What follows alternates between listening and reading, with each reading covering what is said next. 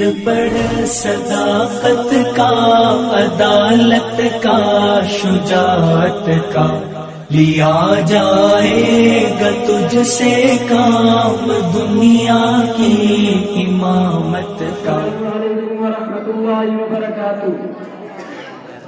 الحمدللہ رب العالمین والعاقبۃ للمتقین والصلاة والسلام على افضل الانبیاء والمرسلین محمد بن عبد اللہ وعلى آلہ واصحابہ اجمعین، اما بعد فاعوذ باللہ من الشیطان الرجیم، بسم اللہ الرحمن الرحیم۔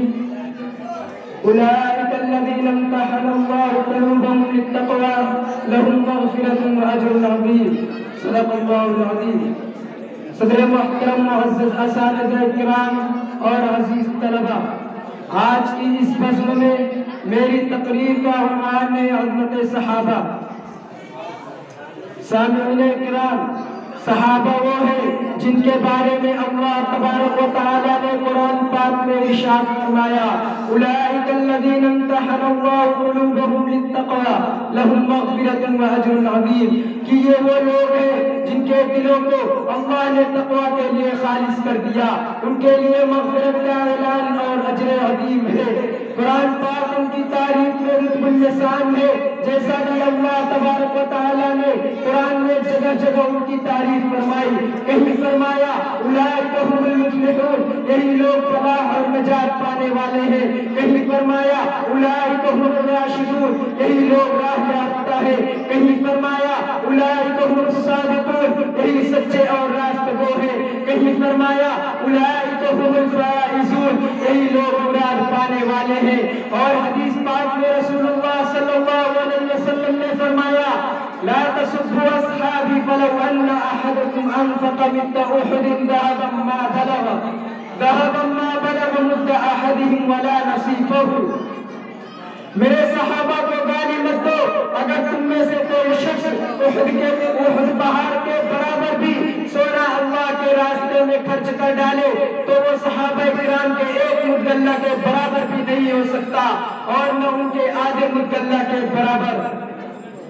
میرے بھائیوں، صحابہ کرام واجب الاحترام ہے، ان کا تذکرہ اچھائی کے ساتھ کرنا لازم اور ضروری ہے۔ یہ وہ صحابہ ہیں جنہوں نے دین اسلام کے لیے اپنی زندگی وقف کر دی تھی۔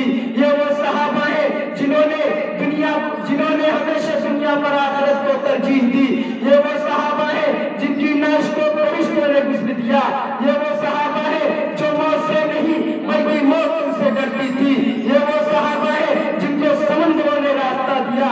یہ وہ صحابہ ہیں جن کو سمندروں نے راستہ دیا۔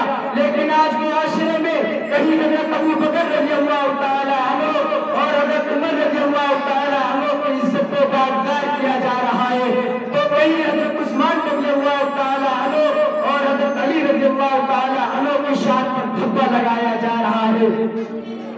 وہ صحابہ کرام جن کو دنیا میں جنت کی بشارت دی گئی، ان کے بارے میں ایسے غلط الفاظ استعمال کیے جا رہے ہیں کہ نہ پوچھئے اور آگے چلیے۔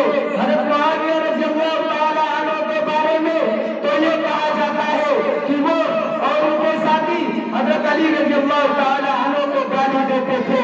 انہوں نے مال و غنیمت، کتاب اللہ اور سنت رسول اللہ کی خلاف ورزی کی ہے۔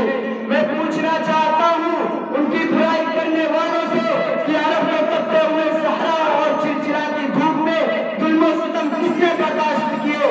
اسلام کی خاطر قربانیاں کس نے دی؟ جنگوں میں گردنیں کس نے کٹائی؟ اسلام کو پروان کس نے چڑھایا؟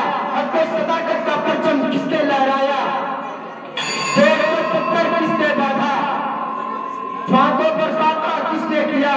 میرے بھائیوں، یہ سب کارنامے صحابہ کرام نے انجام دیے، اور ایسے حیرت انگیز کارنامے انجام دیے جن کو تاریخ کبھی فراموش نہیں کر سکتی۔